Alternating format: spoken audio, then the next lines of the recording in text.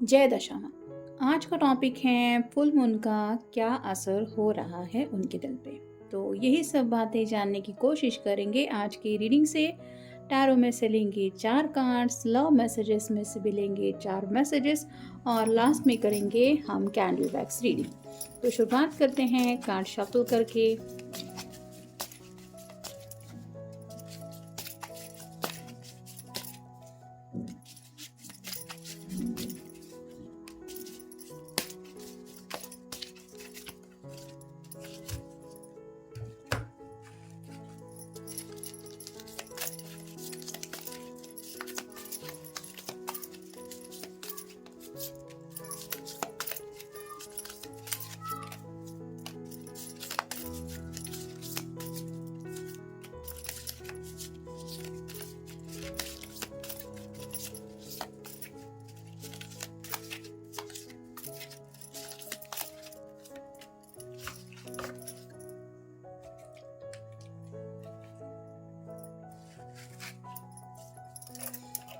पहला जो कार्ड मिला है वो है किंग ऑफ सॉर्ड्स का। एयर साइन जेमिनी, लिब्रा या फिर एक्वेरियस।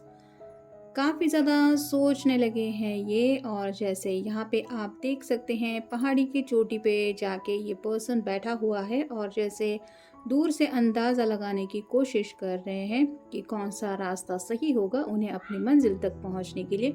तो अगर इन्होंने आपको कमिटमेंट ऑलरेडी दे दिया है तो ये उस कमिटमेंट को फॉलो करने के बारे में सोच रहे हैं। और अगर अब तक इन्होंने कमिटमेंट नहीं दिया है तो उस कमिटमेंट में ये आने को तैयार हो रहे हैं, यानी कि उस तरह से डीप थिंकिंग कर रहे हैं। मतलब ज़िंदगी में जब किसी को भी लगता है कि आखिर कब तक मैं अकेला जीऊँगा या फिर कब तक ये अकेलेपन की ज़िंदगी से मैं अपनी ज़िंदगी को रोज़मर्रा की ऐसी ही हालत में जीता रहूँगा, तब एहसास होता है कि हाँ, कोई तो हमारे लिए चाहिए, हमारे साथ हर पल शेयर करे, हमारी परवाह करे, हमारी फ़िक्र करे, हमारा ख्याल रखे, जिसके साथ हम दिल में आने वाली हर एक बात शेयर कर पाएँ।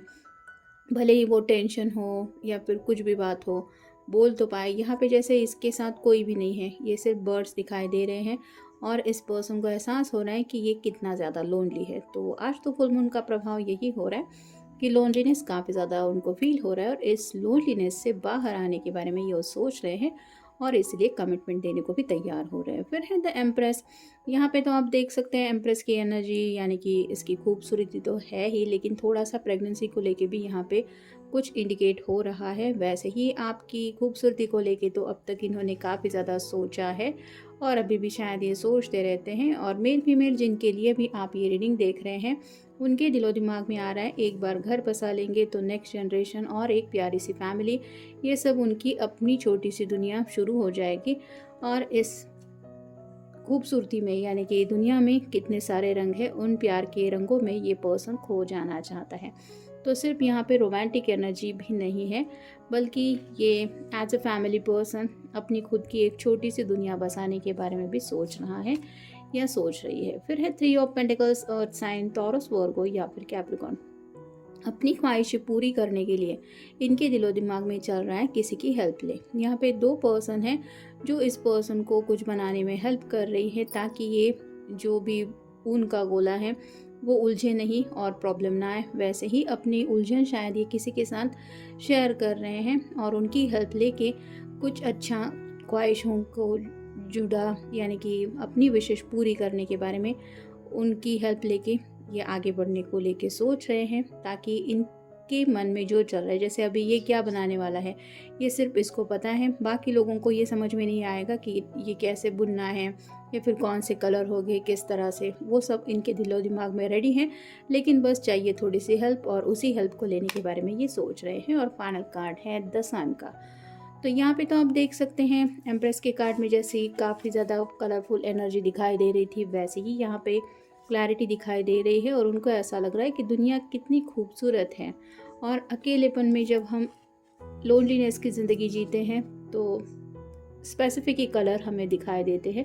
ऐसा लगता है कि बस यही डेली रूटीन है, सुबह उठो, काम पे जाओ, फिर घर आओ, फिर सुबह की तैयारी करो, तो इसी में ही दिन गुजर जाता है और रात को फिर वही सोचने का एक रूटीन ठहर जाता है, जहाँ पे दोस्तों से बात करो या फिर कुछ दिल में आए वो एक आध कॉल या मैसेज करके बातें शेयर करो। लेकिन ये जो अपनी फैमिली होती है, यानी कि घर बसा के अपने लव्ड वन के साथ ज़िंदगी शेयर करना, फिर बाल बच्चे, उनका सब लाइफ का देखना, ये जो फैमिली में रंग बिरंगी झलक हमें दिखाई देती है प्यार से जुड़े रंगों की, ये सब खूबसूरती उन्हें लगता है कि अब वक्त आ गया है कि उन्हें दिल से स्वागत करना चाहिए इन सब खुशियों का।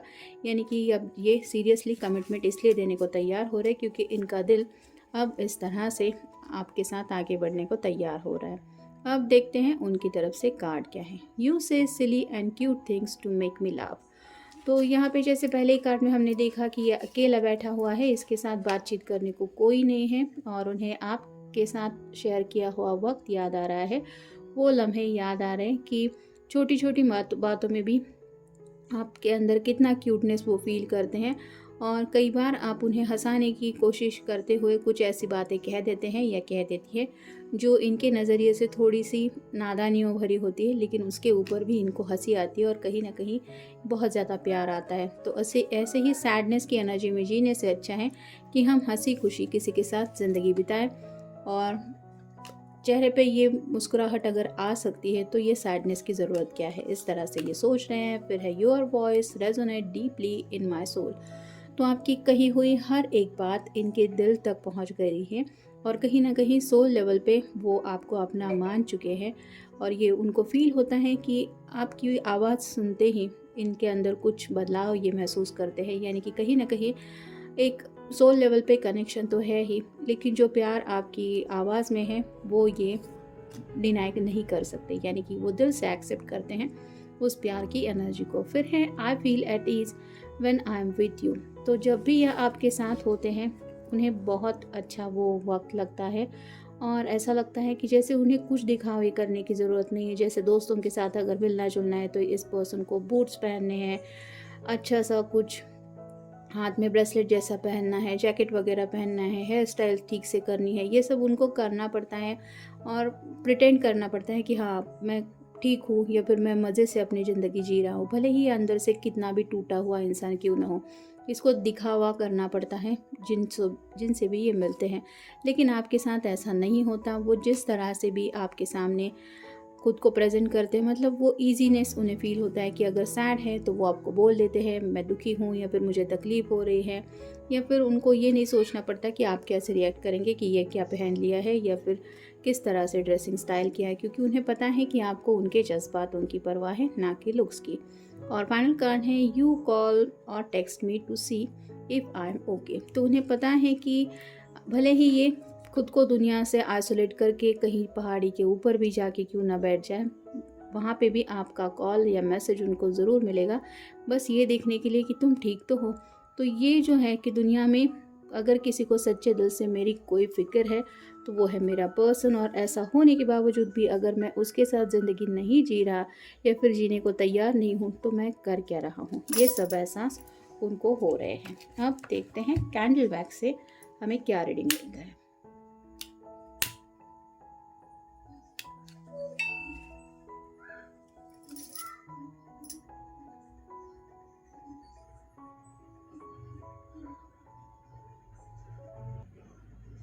यूनियन के बारे में तो ये सोच रहे हैं,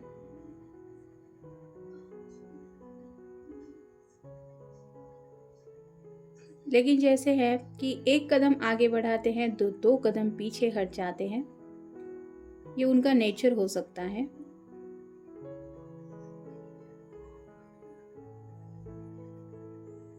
सच में अगर देखा जाए तो यहाँ पे तो कैंडल बैग से यही पता चलता है कि उन्हें दूरियों से डर लगता है। मतलब जितना ज़्यादा ये आपके क्लोज आते जा रहे हैं उनको ये एहसास होता चला जा रहा है कि ज़िंदगी में आपके बिना जीना इनका मुश्किल हो जाएगा, और ऊपर वाला ना करे कि ऐसा कुछ हो जाए कि आप उनसे दूर चले जाए तो ये उस बात को बर्दाश्त भी नहीं कर पाएंगे। मतलब ये उनकी सोच है और इसी ख्याल की वजह से ये शायद अब तक आपको कमिटमेंट देने से हिचकिचा रहे थे।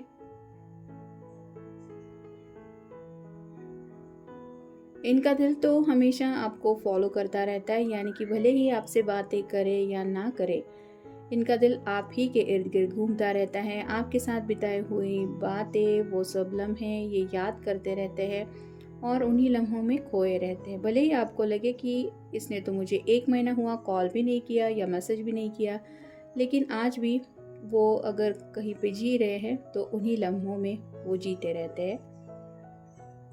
यहाँ पे जैसे एक सर्कल सा बन रहा है, तो आपकी यादों में ये गोल गोल घूमते रहते हैं और आप ही के इर्द गिर्द उनको लगता है कि इनकी दुनिया है।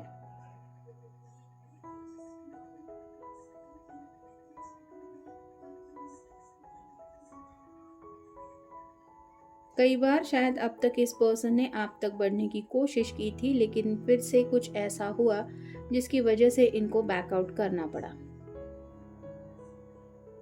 कई बार शायद कुछ हालात इनके अगेंस्ट थे या फिर इनके मन का डर।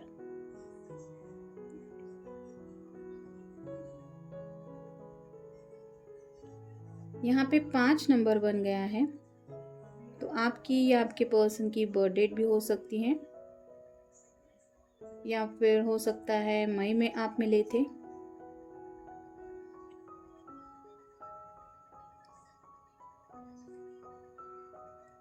हो सकता है 5 दिनों से इस पर्सन के अंदर काफ़ी ज़्यादा बदलाव ये महसूस कर रहे हैं, या फिर किसी किसी के रिश्ते को शायद 5 साल भी हो चुके हैं। आपके या आपके पर्सन के नेम में डी लेटर शायद आता होगा।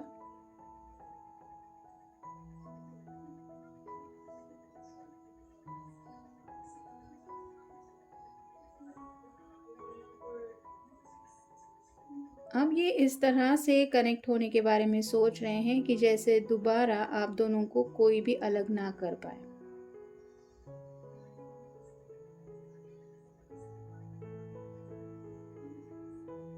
यहाँ पे आप देख सकते हैं जिस तरह से ये फ्लेम से एक एक करके ड्रॉप्स गिर रहे हैं, ये बिल्कुल भी अपनी जगह छोड़ने को तैयार नहीं है। यानी कि कोई फर्म डिसीजन शायद अब ये लेने के लिए प्रिपेयर हो रहे हैं, या फिर ऑलरेडी आप कह सकते हैं कि उन्होंने ऑलमोस्ट वो डिसीजन ले लिया है कि उन्हें करना क्या है। किसी के नेम में शायद पी लेटर भी हो सकता है,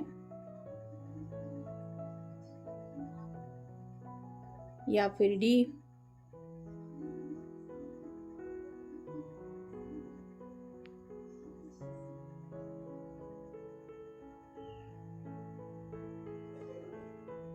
तो अपने दिल की एक एक बात वो आपको कहना चाहते हैं। यानी कि काफ़ी वक्त से हो सकता है इस पर्सन ने बहुत कुछ है जो दिल में ही छुपा के रखा है। ये उनके मन का डर हो सकता है कि कहीं आप उनको रिजेक्ट ना कर दें, या फिर उनकी बातें सुन के आप हंस ना पड़ दें। लेकिन आप ये सोच रहे हैं कि उन्हें वो सब बोल देना चाहिए जो भी ये आपके बारे में सोचते हैं या सोचती है।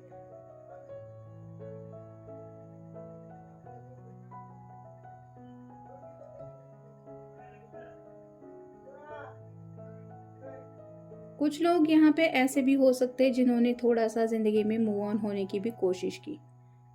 यानी कि उनको जब एहसास हो रहा था कि आपके साथ कुछ ज़्यादा ही सीरियसली ये इस रिश्ते में आगे बढ़ रहे हैं, तो हो सकता है इन्होंने बैकआउट इसलिए किया, मे बी इनको राइट नाउ सही नहीं लग रहा था वो वक्त कमिटमेंट के लिए। लेकिन जितना ज़्यादा इन्होंने आपसे दूर जाने की कोशिश की, उतना आप इनको और ज़्यादा याद आते गए, और जिस वजह से आज इनकी ऐसी हालत हो गई है, ये बिल्कुल भी दूर नहीं होना चाहते। किसी किसी के नाम में शायद बी लेटर भी हो सकता है, या फिर ओ।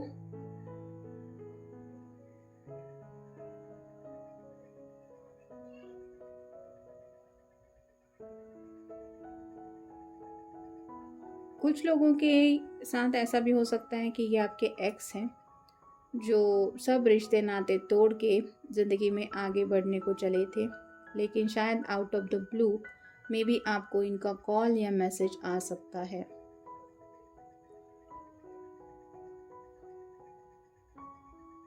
क्योंकि इनके दिल को एहसास हो रहा है कि ये दिल उनका जो है वो आपके बगैर ज़िंदगी में आगे बढ़ने को तैयार नहीं है।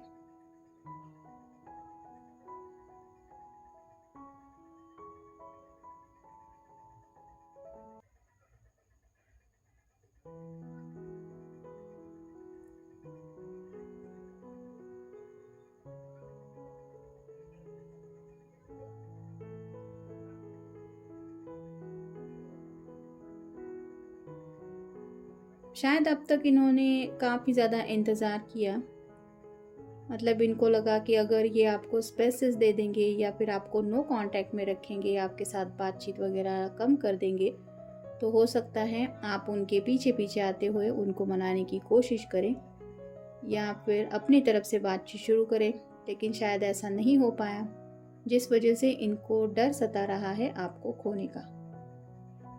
कि मेरे पर्सन ने तो मुझे सीरियसली ही बात समझाने की कोशिश की थी, लेकिन मैंने अगर एटीट्यूड दिखाया है या फिर थोड़े नखरे दिखाए हैं, तो उनको लग रहा है कि कहीं आप उनके बगैर ही ज़िंदगी में आगे मूव ऑन ना हो जाए।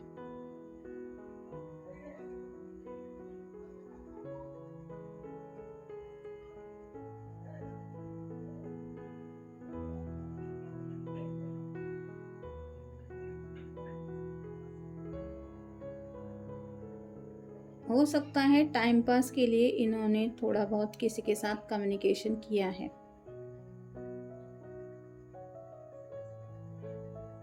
लेकिन उनके साथ इनकी केमिस्ट्री वैसे नहीं बन पाई जैसा ये आपके बारे में सोचते हैं। ये एक एक ड्रॉप गिर रहा है, एक एक ही गिर रहा है और अलग हो रहा है।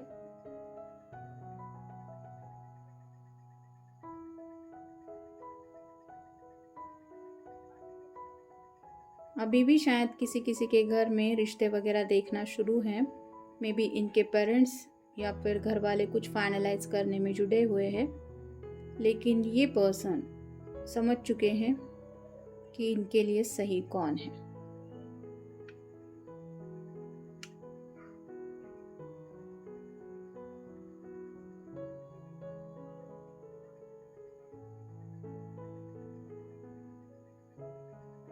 अब तक इनका नेचर हो सकता है थोड़ा सा फ्लर्टिशियस रहा है, जिसकी वजह से घर वाले भी शायद जानते हैं कि ये पर्सन जो है वो सीरियसली किसी को लेता नहीं है।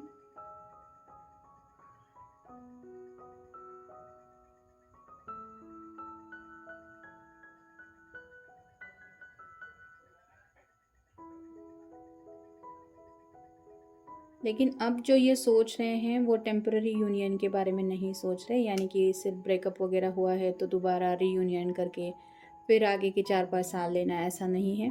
अब ये एक फर्म डिसीजन तक पहुंचने की कोशिश कर रहे हैं, या फिर आप कह सकते हैं कि किसी किसी ने तो फर्म डिसीजन ले लिया है कि ज़िंदगी में आगे बढ़ना है, तो किसके साथ आगे बढ़ना है और नेक्स्ट करना क्या है। तो इनका खुद का आप कह सकते हैं कि डिसीजन मेकिंग हो गया है या चल रहा है। खैर, ये था आज का रीडिंग। जनरल रीडिंग है, आपके साथ जितना रेजोनेट हो उतना ले लीजिए। मिलेंगे नेक्स्ट रीडिंग में।